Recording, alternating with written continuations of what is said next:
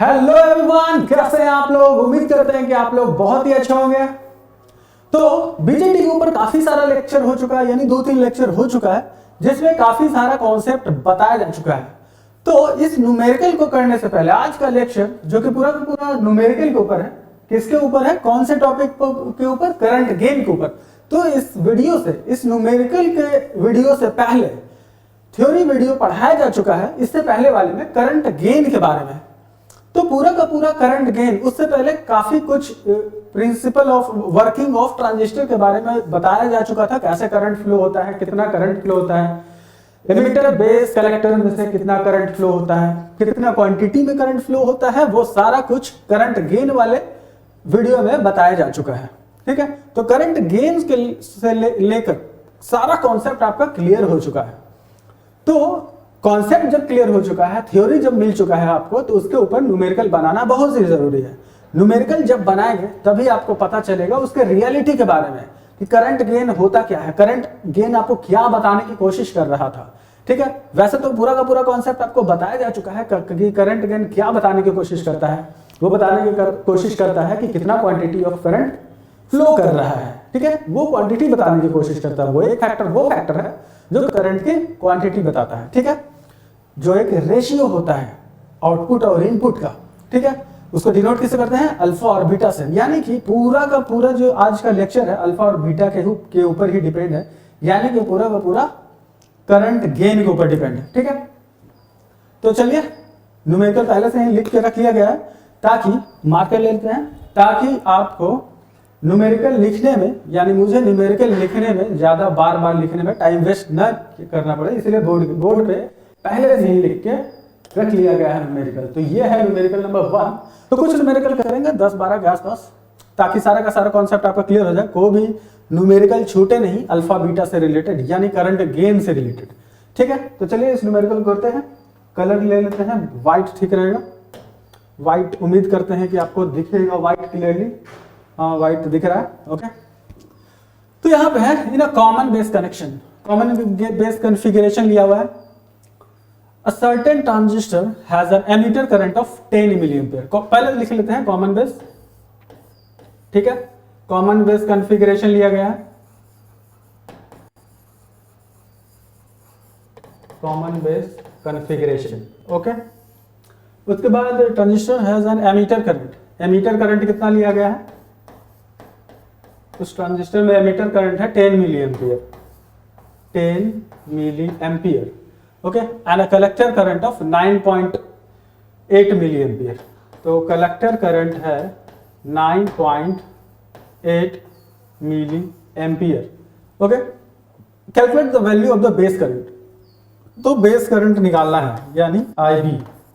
ठीक है, तो ये जो क्वेश्चन है सबसे बेसिक क्वेश्चन है, सबसे इजी क्वेश्चन है, और सबसे एकदम कन्वेंशनल कॉन्सेप्ट के ऊपर है, बहुत इजी वाला कॉन्सेप्ट के ऊपर। आपको पता है ट्रांजिस्टर का जब लेक्चर पढ़ाया जा रहा था उसमें बता दिया गया था कि जो एमीटर करंट जो होता है, emitter current is the sum of collector current plus base current.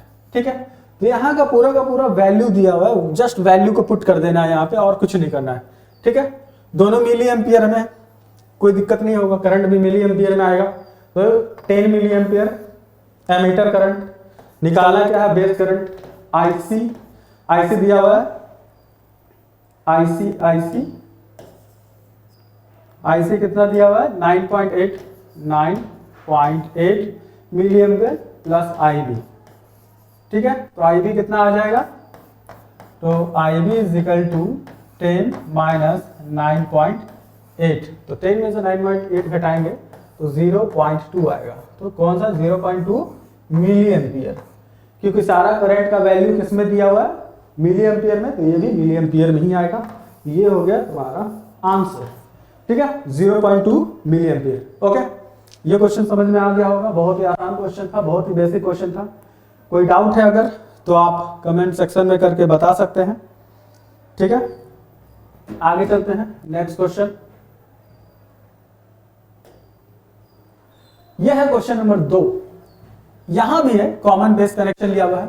The emitter current दिया हुआ 6.8 milli ampere and the collector current है 6.20 मिली एम्पियर।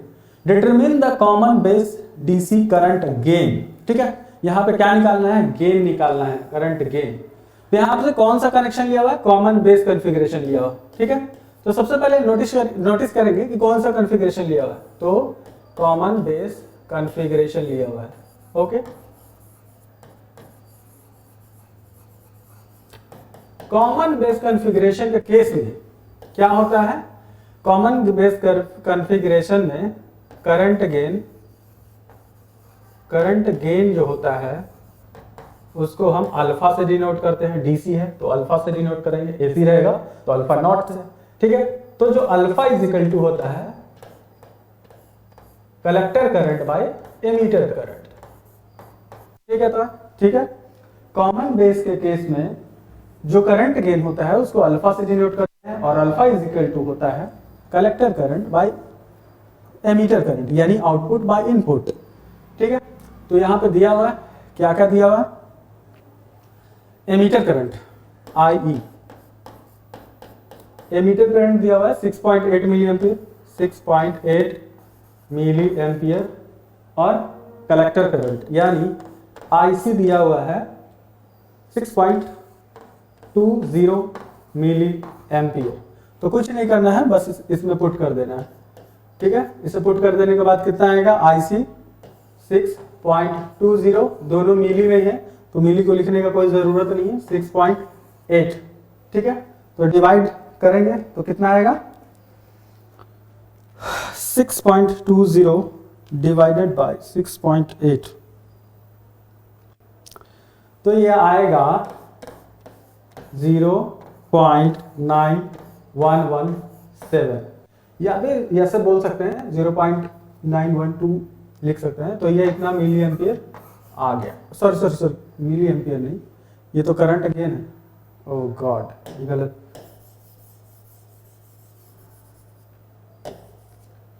गेन है ये 0.911। ठीक है, करंट गेन क्या होता है, 0.91 आया करंट गेन। ठीक है, तो ये इसका आंसर हो गया, collector current by emitter current. Question में थोड़ा गड़बड़ी है, यहाँ 6.28 होगा। ठीक है, 6.28 यहाँ पे लिख देते हैं फिर से,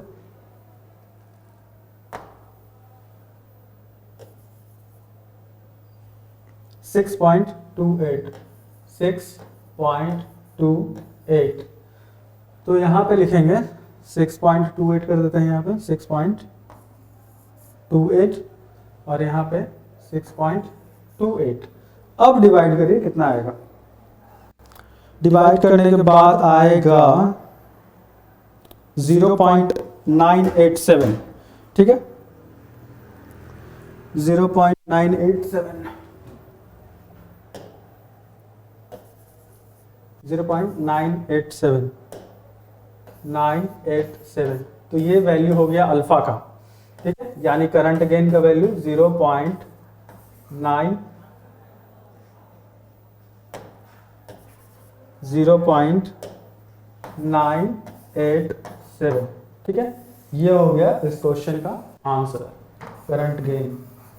ओके, तो ये दूसरा क्वेश्चन था, थोड़ा सा क्वेश्चन में गड़बड़ी था, वहां 6.8 लिख दिया गया था, जो 6.8 नहीं होगा 6.28 होगा। ओके, तो नेक्स्ट क्वेश्चन की तरफ चलते हैं। ये क्वेश्चन समझ में आ गया होगा, बहुत ही आसान क्वेश्चन था।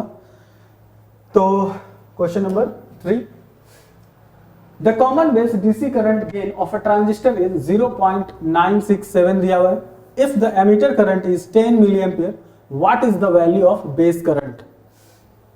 तो यहां पे कौन सा कॉन्फ़िगरेशन दिया हुआ है, वही कॉन्फ़िगरेशन दिया हुआ है, कॉमन बेस कॉन्फ़िगरेशन। ठीक है, कॉमन बेस के केस में करंट गेन को किससे डिनोट करते हैं, अल्फा से डिनोट करते हैं। ठीक है, जिसका वैल्यू दिया हुआ है 0.967। ठीक है, the emitter current is 10 milli ampere, यानी आई, एमीटर करंट कितना दिया हुआ है, 10 मिली ampere, 10 milli ampere. Okay, what is the value of base current? तो निकालना क्या है? बेस करंट निकालना है। ओके, तो आपको पता है कि अल्फा इज इक्वल टू क्या होता है? अल्फा इज इक्वल टू होता है collector current by base current. ठीक है, तो यहां से तो नहीं निकल सकता है, यहां पे क्या दिया हुआ है? एमीटर करंट दिया हुआ है। तो हमको पता है कि एमीटर करंट जो होता है बराबर होता है collector current plus base current के। ठीक है, तो बेस करंट निकालना है, तो बेस करंट पे फोकस करेंगे। तो आईसी को रिप्लेस कर देंगे यहां से, आईसी को हम लिख सकते हैं अल्फा आई बी। तो I is equal to IC की जगह पे यहां से लिख सकते हैं हम IC is equal to alpha I B. ठीक है, तो यहां पे लिख देते हैं IC is equal to alpha I B plus I B. ठीक है, आई बी तो निकालना है और आई मालूम है जो कि 10 मिली एम्पियर है, और अल्फा भी मालूम है, अल्फा का वैल्यू है 0.967। ठीक है, तो यहां से आई बी कॉमन निकाल लेते हैं, I is equal to I B को कॉमन निकाल लेते हैं, तो हो जाएगा 1 प्लस अल्फा। ओके, तो I B is equal to I by 1 plus alpha. तो वैल्यू को पुट कर दीजिए, आई का वैल्यू है 10 मिली ampere divided by 1 plus alpha, 1 plus alpha, alpha का वैल्यू है 0.967 यानी 10 बाई 1.967। तो डिवाइड करने के बाद कितना आएगा? तो डिवाइड करने के बाद आएगा 10 डिवाइडेड बाय 1.967 5.08। ठीक है, तो इसका आंसर आया 5.08। क्वेश्चन नंबर 3 था ये, 10 मिली एम्पियर, कहीं गड़बड़ तो नहीं है ना? 10 मिली एम्पियर दिया हुआ है, I C is equal to alpha I B, alpha by I is equal to I दिया हुआ है 10, तो 1 plus 0.96 I C plus I C is equal to alpha I B यहाँ से कॉमन निकल गया, तो 1 प्लस अल्फा, तो I is equal I B is equal to I by 1 plus alpha, I का वैल्यू 10 बाई 1 प्लस 0.967। ठीक है, एक बार फिर से पुट करके देख लेते हैं, 1.967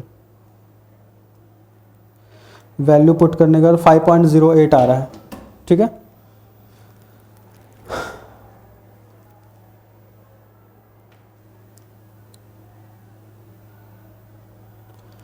.08।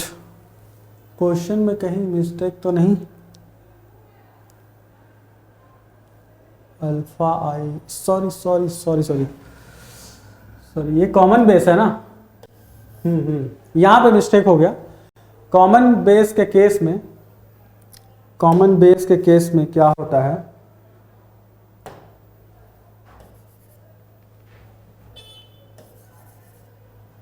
कॉमन बेस के केस में collector current by emitter current होता है।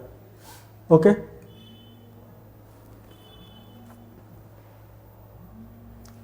कॉमन बेस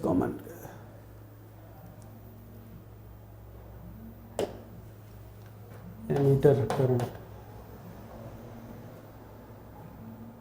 ठीक है, तो emitter current alpha I C, तो आई सी इजिकल टू आएगा अल्फा आई ई, तो आई ई यहाँ पे आ गया, आई इजिकल टू आई सी की जगह पर ये अल्फा आई ई लिखेंगे,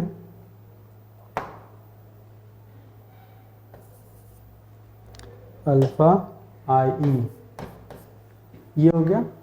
तो आई ई निकालना है, निकालना क्या है? आई बी निकालना है, तो फोकस करना आई बी के ऊपर। तो यहाँ से पूरा का पूरा डिलीट करना होगा, यहाँ पे गड़बड़ हो गया,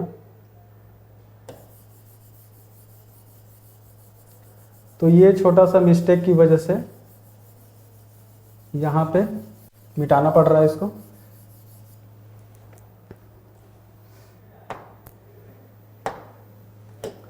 तो I E minus alpha I E is equal to I B, ठीक है। तो यहाँ से आई को कॉमन ले लेंगे,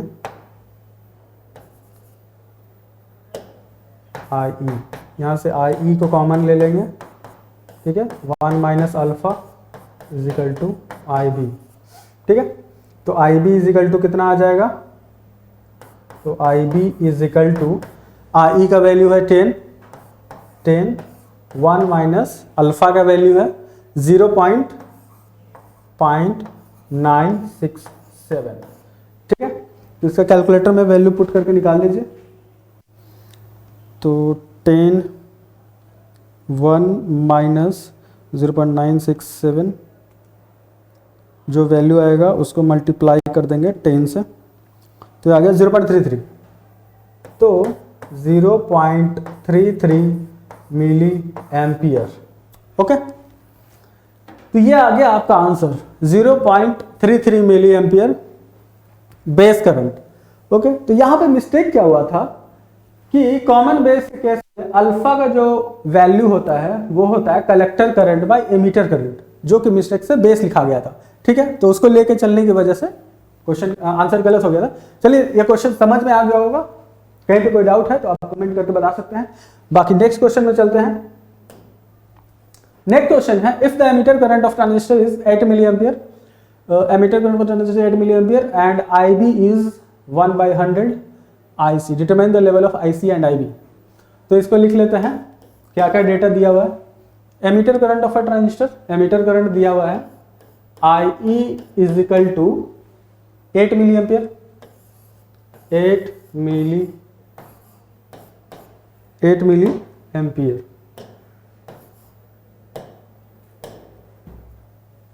8 मिली एम्पियर, ठीक है।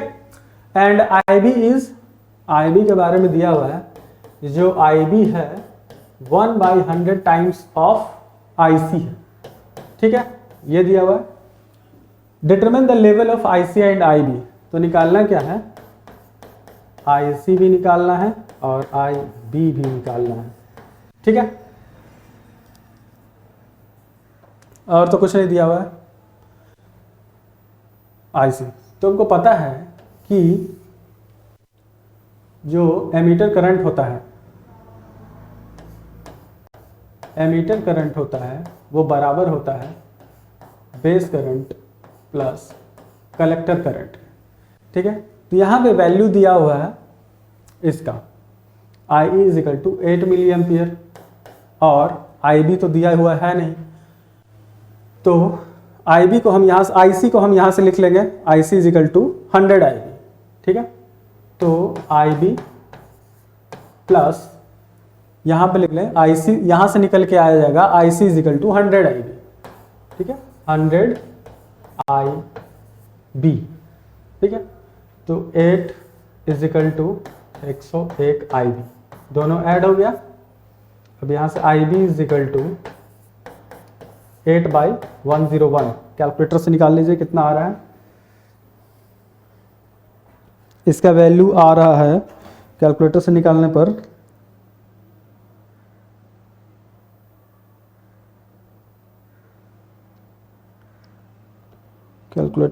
इसका वैल्यू आ रहा है 8 divided by 101, 8 divided by 101 is equal to 0.079 milli ampere.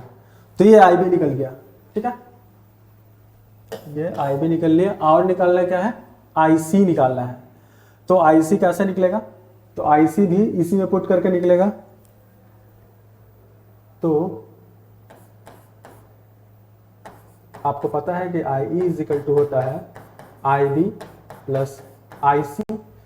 तो यहाँ से I का वैल्यू है 8, आपको मालूम है, तो IB का निकल चुका है 0.079 प्लस IC, तो IC is equal to 8 minus 0.079। ठीक है, तो इसको माइनस कर देंगे, इसको घटा देंगे तो कितना आएगा, कैलकुलेटर से घटा लीजिए। तो कैलकुलेटर से घटाने के बाद -8 करने के बाद आ जाएगा इसका 7.92। कैलकुलेटर से घटाने के बाद 7.92 मिली एम्पियर। ठीक है, ये हो गया इस क्वेश्चन का आंसर। ठीक है, आसान क्वेश्चन था और इस क्वेश्चन में कुछ नहीं है।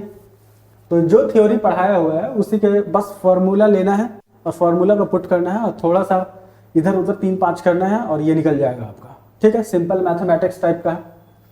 तो नेक्स्ट क्वेश्चन है the transistor shown in figure has values of emitter current यानी IE दिया हुआ है 10 मिली ampere and alpha is equal to 0.987 दिया हुआ है। ठीक है, determine the value of IC and IB for the device. Alpha दिया हुआ है वैल्यू।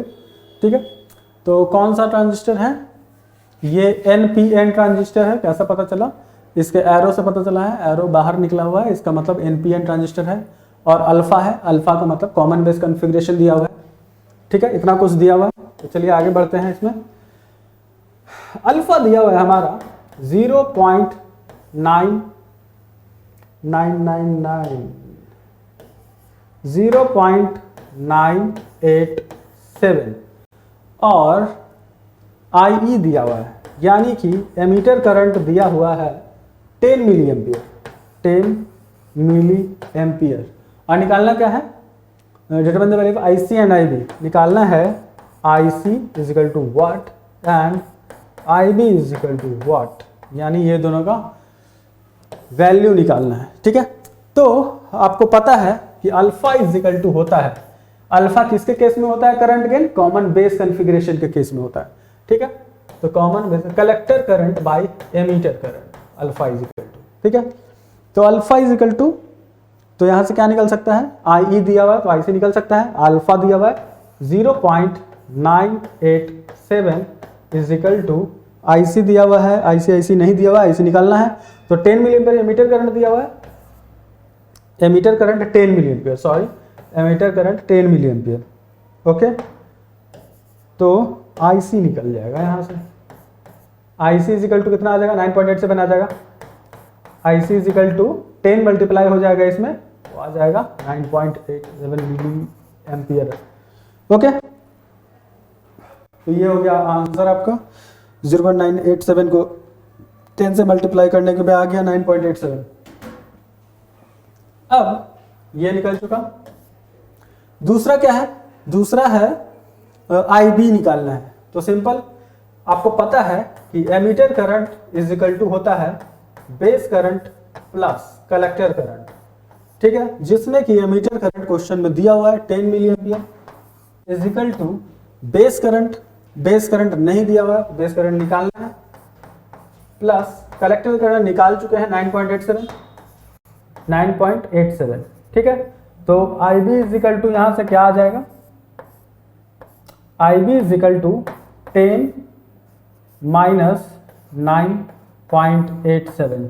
तो 10 में से 9.87 घटाएंगे तो कितना आएगा, तो ये आ जाएगा 0.13। तो ये आ गया 0.13 is equal to 0.13 milli ampere. ठीक है, तो ये हो गया सॉल्यूशन इस क्वेश्चन का। तो चलिए अगला क्वेश्चन की तरफ चलते हैं। ये क्वेश्चन सारा समझ में आ रहा होगा आपको। ठीक है, क्योंकि बहुत ही आसान क्वेश्चन है, बस करंट गेन आपको मालूम होना चाहिए, कॉन्फ़िगरेशन पता है आपको, तो सारा का सारा अल्फा के बारे में पता है, बीटा के बारे में आपको पता होगा। नहीं भी अगर पता है, डायरेक्ट अगर वीडियो देख रहे हैं तो ये न्यूमेरिकल भी आप आसानी से बना सकते हैं, बस आपको पता होना चाहिए फॉर्मूला, अल्फा का फॉर्मूला, बीटा का फॉर्मूला। ओके, तो चलिए नेक्स्ट क्वेश्चन की तरफ चलते हैं। Question number 6, a transistor has an alpha is equal to 0.975, what is the value of beta? ठीक है, तो क्वेश्चन नंबर ए को चलिए बनाने जा रहे हैं। दिया हुआ है अल्फा इज इक्वल टू 0.987 ठीक है, तो निकालना है बीटा। तो बीटा और अल्फा के बीच में आपको रिलेशन बताया जा चुका है कि अल्फा और बीटा के बीच में रिलेशन क्या होता है। तो beta is equal to alpha by 1 minus alpha. ठीक है, ये फॉर्मूला होता है, मतलब इन दोनों के बीच जो रिलेशन होता है यही होता है। तो अल्फा का वैल्यू पुट करेंगे 0.975 डिवाइडेड बाई 1 माइनस 0.975। तो पुट करने के बाद कितना आएगा, बस डायरेक्ट इसको कैलकुलेटर में पुट करना है। 975 डिवाइडेड बाई 1 माइनस 0.975, तो ये आ जाएगा 39। ठीक है, तो ये आ गया 39 बीटा का वैल्यू। ओके, तो इसका आंसर 39 है। अब निकालना है अल्फा। ठीक है, यानी question number B. Question number B में तो बीटा दिया हुआ है, क्वेश्चन नंबर बी में बीटा दिया हुआ है, निकालना क्या है अल्फा।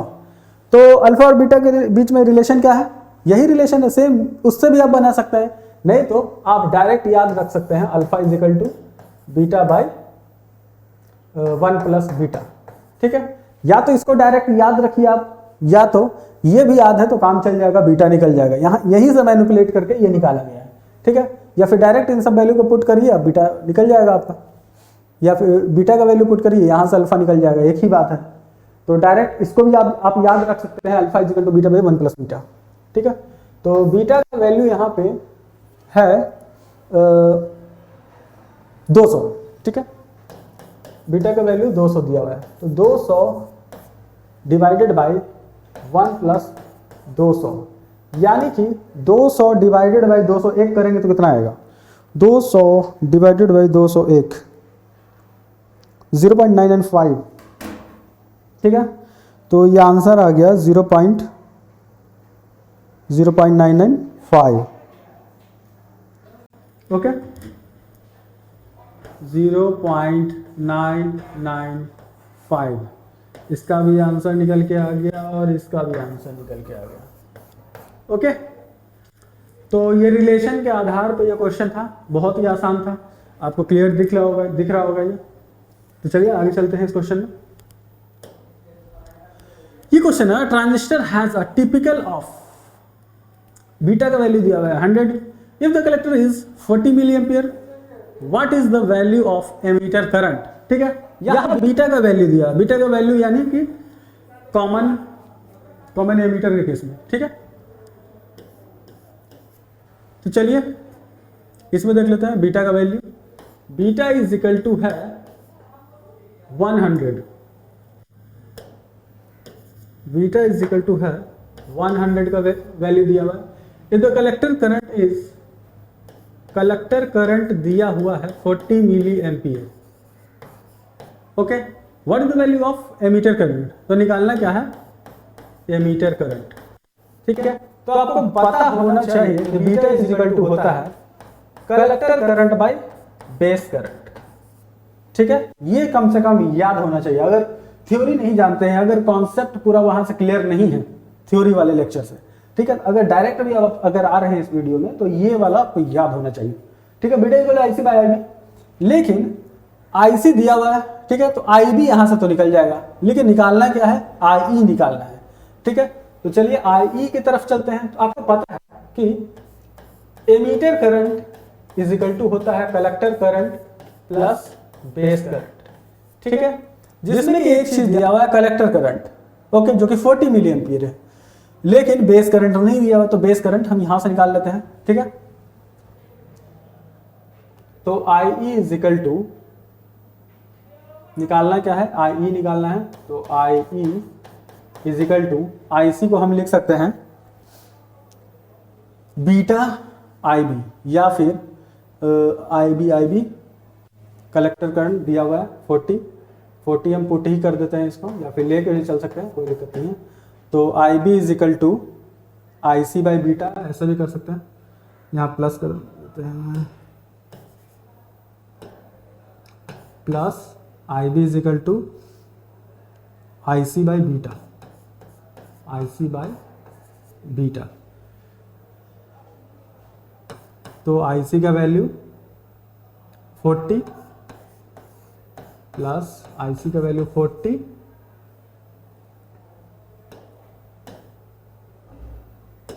IC का वैल्यू 40 डिवाइडेड बाय बीटा का वैल्यू 100। ठीक है, तो बस कैलकुलेटर में पुट करके डायरेक्ट निकाल लीजिए, ज़्यादा लंबा जाने की कोई ज़रूरत है नहीं। 40 प्लस 40/100 तो 40.4 एमीटर करंट। तो ऐड करने के बाद आ रहा है क्वेश्चन नंबर 7। 40.4 इन दोनों को ऐड करते हैं मिली एम्पियर। ठीक है, तो ये हो गया आपका आंसर। ओके, ये बिल्कुल आसान क्वेश्चन था, थोड़ा सा बस आपको माइंड लगाना है और ये क्वेश्चन बन जाएगा। ओके, तो नेक्स्ट क्वेश्चन में चलते हैं। नेक्स्ट क्वेश्चन है a transistor has beta is equal to 150, calculate the approximate collector and base current if the emitter current is 10 milli ampere.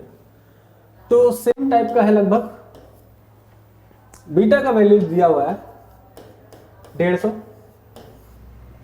Calculate the approximate collector current, calculate collector current and base current. Okay, if the emitter current is 10 milli ampere.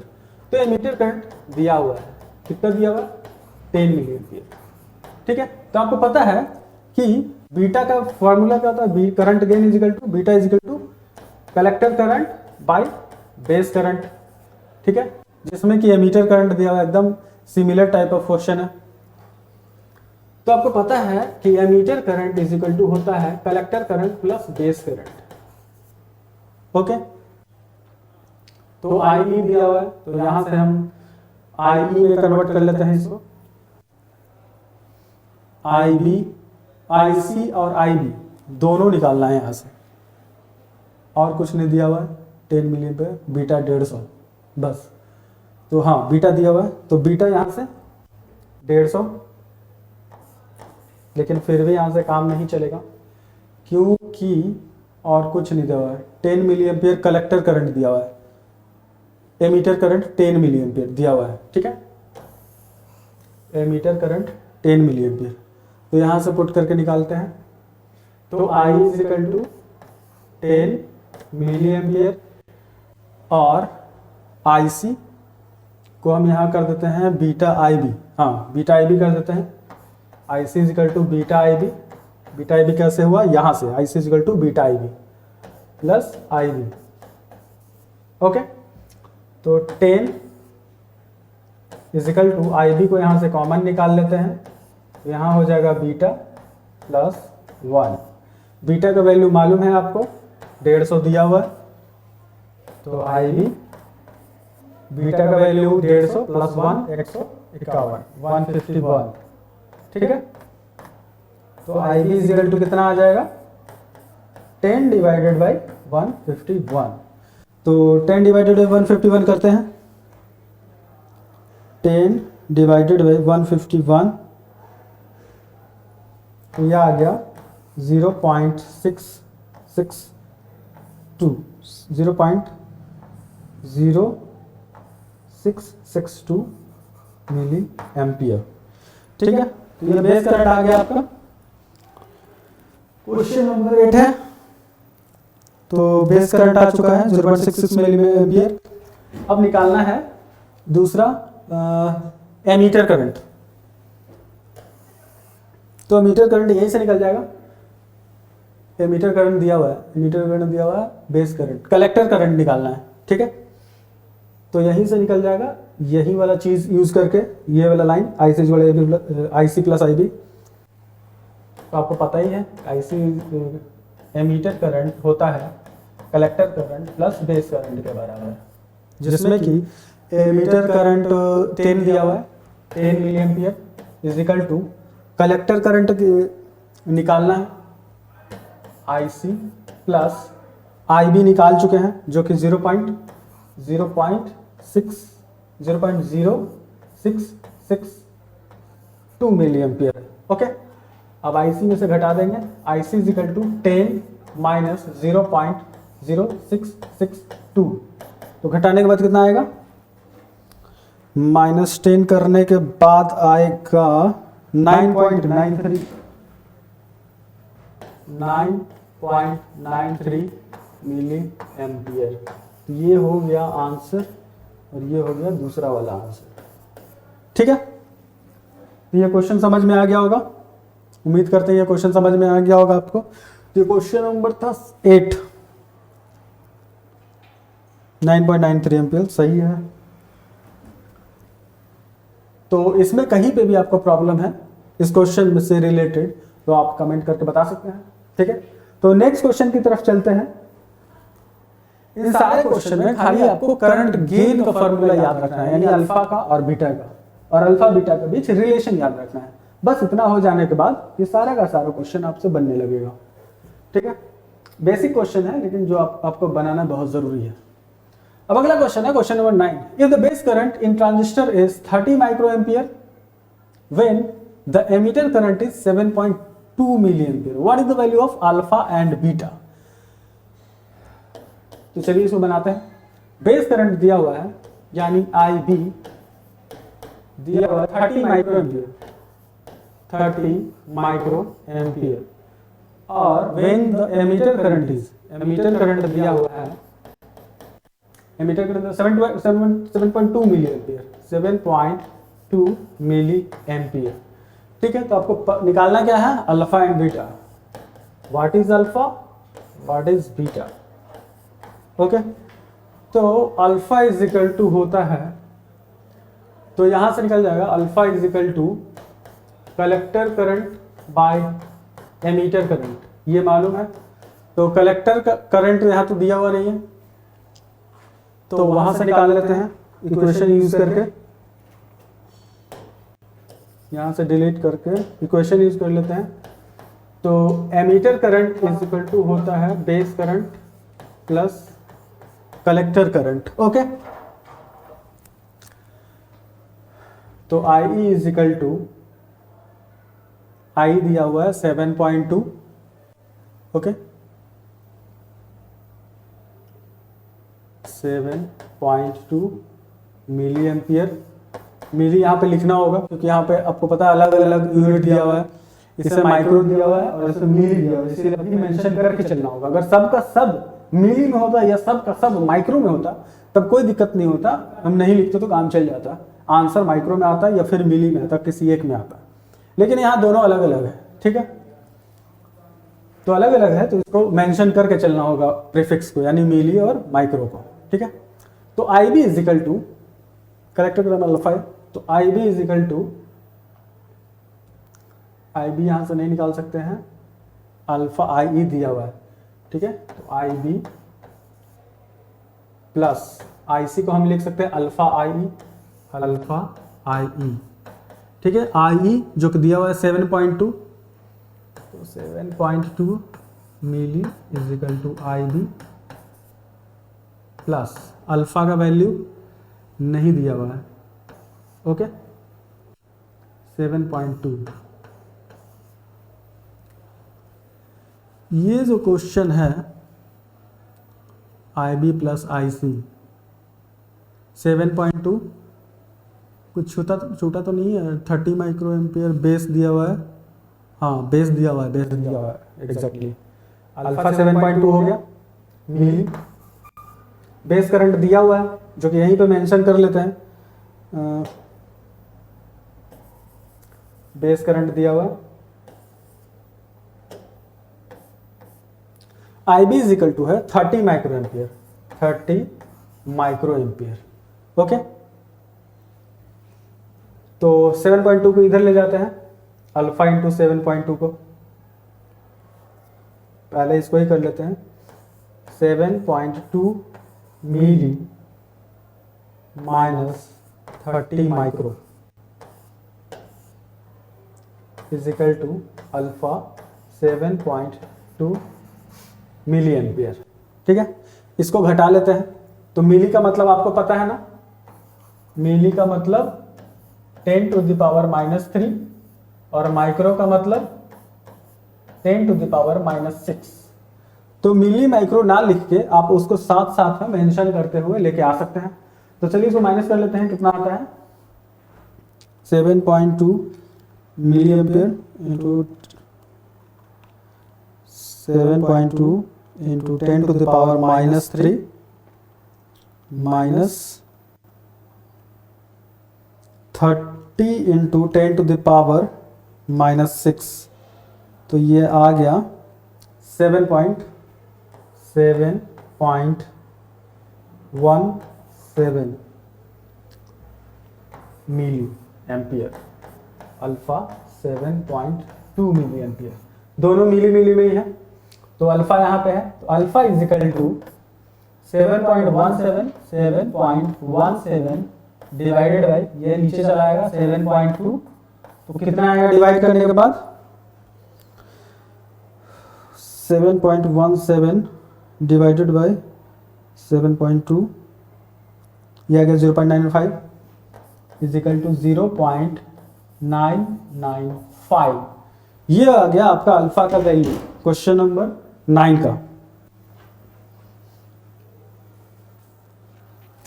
Alpha का value 0.995 ही आ गया। तो alpha जब निकल गया तो अब तो कुछ बचा ही नहीं। बीटा कैसे निकलेगा? आपको पता है अल्फा और बीटा के बीच एक रिलेशन होता है। वो रिलेशन कौन सा होता है? Beta is equal to alpha by 1 minus alpha. दूसरा क्या? बीटा निकालना है, तो अल्फा तो निकल चुका, तो बीटा इज इक्वल टू आपको पता है अल्फा बाई 1 माइनस अल्फा होता है। तो अल्फा का वैल्यू 0.995 डिवाइडेड बाई 1 माइनस 0.995। तो इसका वैल्यू कितना आएगा कैलकुलेटर में पुट करने के बाद? 0.995 डिवाइडेड बाई 1 माइनस 0.995, 199 199। ये हो गया आंसर बीटा वाला और ये हो गया आंसर अल्फा का। ठीक है, तो अल्फा बीटा का निकल गया। क्वेश्चन नंबर 9 का सब हो गया, 0.995 और 199। ठीक है, नेक्स्ट क्वेश्चन की तरफ चलते हैं। तो इतना छोटा छोटा चीज आपको पूरा याद रखना पड़ेगा। अल्फा बीटा का रिलेशन दोनों टाइप में याद रखेंगे। Alpha is equal to beta by 1 plus beta, ये भी याद रखेंगे, और beta is equal to alpha by 1 minus alpha. दोनों अगर याद रखते हैं तो आपका टाइम बच जाएगा। ठीक है, फिर से उसको वहां से डिराइव करके निकालने की जरूरत नहीं पड़ेगी। ठीक है, तो नेक्स्ट क्वेश्चन की तरफ बढ़ते हैं। Determine the value of IB and IE for the circuit shown. IE निकालना है और IB निकालना है। ओके, यहां पे मेंशन कर देते हैं, IB निकालना है और IE निकालना है। Okay, for the circuit shown. Beta का वैल्यू दिया है 170, बीटा का वैल्यू दिया हुआ है 170। ठीक है, कलेक्टर करंट का वैल्यू दिया हुआ है 80 मिली एम्पियर। ओके, तो निकालना क्या है? सबसे पहले यहां से देख लेते हैं। बीटा इज इक्वल टू आपको पता है कि collector current by base current होता है। ठीक है, कलेक्टर करंट दिया हुआ है तो यहां से, और बीटा भी दिया हुआ है तो यहां से आराम से IB निकाला जा सकता है। ठीक है, तो beta is equal to 170 is equal to IC दिया हुआ है, IC is equal to 80 milli ampere. ठीक है, और IB निकालना है, तो IB is equal to 80 by 170। कितना आएगा? डिवाइड करके निकाल लीजिए, 80 बाई 0.47। तो इसका वैल्यू आएगा 0.047 मिली एम्पियर। तो ये आ गया IB का वैल्यू क्वेश्चन नंबर 10 का 0.47। ठीक है, अब अगला निकालना है IE। तो आपको पता है कि IE emitter current is equal to होता है base current plus collector current.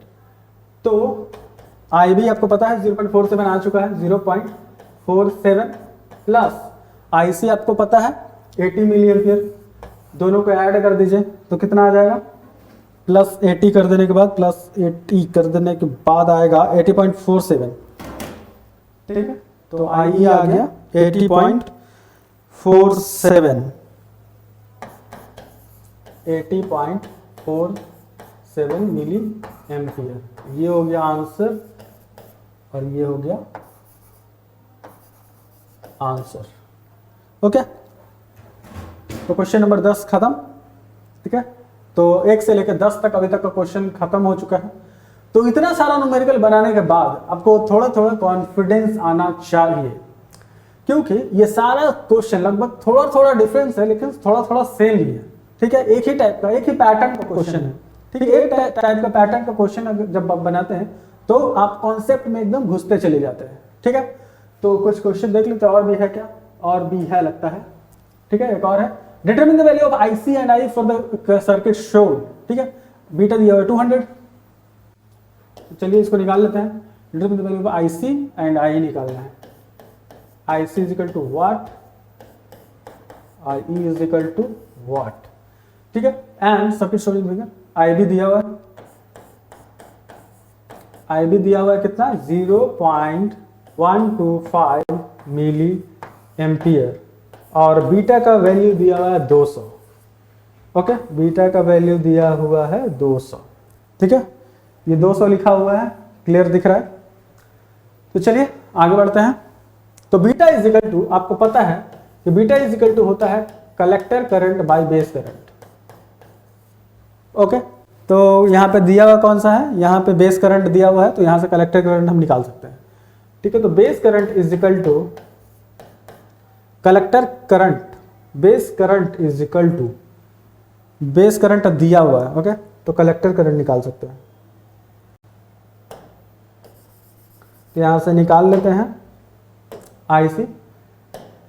तो IC यानी collector current is equal to beta into IP, तो बीटा का वैल्यू 200 इंटू IB का वैल्यू 0.125 को मल्टीप्लाई करेंगे 200 से, तो कितना है, 0.125 को मल्टीप्लाई करेंगे 200 से तो आ जाएगा 25 मिली एम्पियर हो जाएगा collector current, okay. 25 milli ampere question number 11 का। तो अब अगला IC, अब IE, तो IE इज इक्वल टू, आपको पता है कि IE इज इक्वल टू होता है collector current plus base current, जिसमें कि कलेक्टर करंट 25 निकल के आ चुका है और बेस करंट दिया हुआ है 0.125, यानी कि 25.125 मिली एम्पियर, ठीक है। ये हो गया आंसर और ये हो गया आंसर, कलेक्टर करंट और बेस करंट निकल गया, ठीक है। बहुत ही आसान क्वेश्चन था, सेम टाइप का पैटर्न पे बना हुआ। 11 नंबर क्वेश्चन हो गया। तो इस क्वेश्चन में कोई दिक्कत नहीं होना चाहिए, जैसा पहले वाला क्वेश्चन था वही सेम टाइप, एकदम बिल्कुल सेम पैटर्न पे। नेक्स्ट क्वेश्चन देखते हैं। Determine the value of IC and IB for the circuit shown, beta 140 दिया हुआ है, IE 12 milli ampere, IC for the circuit shown, IE दिया हुआ है, निकालना क्या है IC and IB। IC is equal to what, IB is equal to what, IE दिया हुआ है 12 मिली एम्पियर, ठीक है, और बीटा दिया हुआ 140। तो यहां पे आपको पता है कि बीटा इज इक्वल टू होता है collector current by base current, ठीक है। तो बीटा का वैल्यू 140 इज इक्वल टू, और IE दिया हुआ है, ठीक है। IE दिया हुआ है तो चलना पड़ेगा दूसरे इक्वेशन में, ना IB दिया हुआ है ना IC दिया हुआ है, तो चलना पड़ेगा दूसरा इक्वेशन में, यानी जो मेन इक्वेशन है उधर चलना पड़ेगा, ठीक है। तो आपको पता है कि emitter current is equal to होता है collector current plus base current, okay. तो IE जो कि दिया हुआ है, IE दिया हुआ है, तो IC is equal to beta IB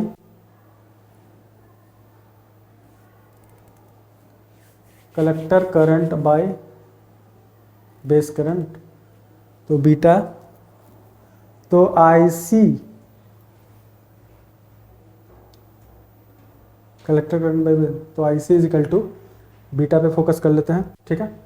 तो IC इज इक्वल टू हो जाएगा बीटा IB, बीटा IB यहाँ से हो जाएगा IC is equal to beta IB plus IB पे फोकस कर रहे हैं, IB निकल जाएगा यहाँ से।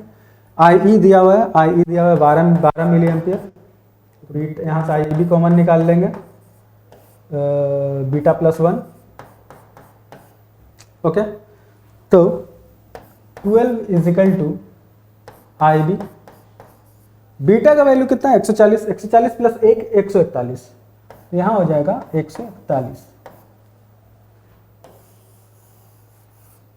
ठीक है। तो IB इज इक्वल टू हो जाएगा, IB इज इक्वल टू हो जाएगा 12 बाय 141, तो 12 को 141 से डिवाइड करेंगे तो कितना आएगा 12 डिवाइडेड बाय 141 आ जाए 0.08, 0.085 मिली एम्पियर, ठीक है। IB निकल गया और IC निकालना है, तो IC यहां से निकल जाएगा,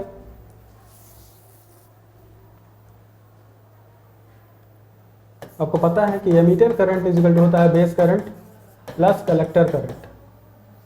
तो IE 12 milli ampere, 12 milli ampere is equal to, milli लिखने का कोई ज़रूरत नहीं है क्योंकि सब सेम यूनिट में है। 12 इज इक्वल टू IB का वैल्यू 0.085 प्लस IC,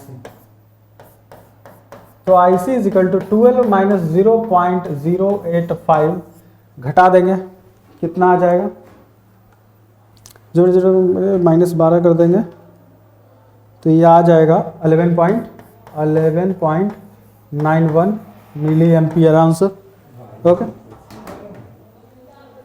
तो ये लास्ट क्वेश्चन था, ये IB निकल गया आंसर और ये IC निकल गया आंसर, कलेक्टर करंट और करंट निकल के आ गया, ठीक है। तो ये क्वेश्चन समझ में आ गया होगा, इसमें तो कोई दिक्कत है नहीं।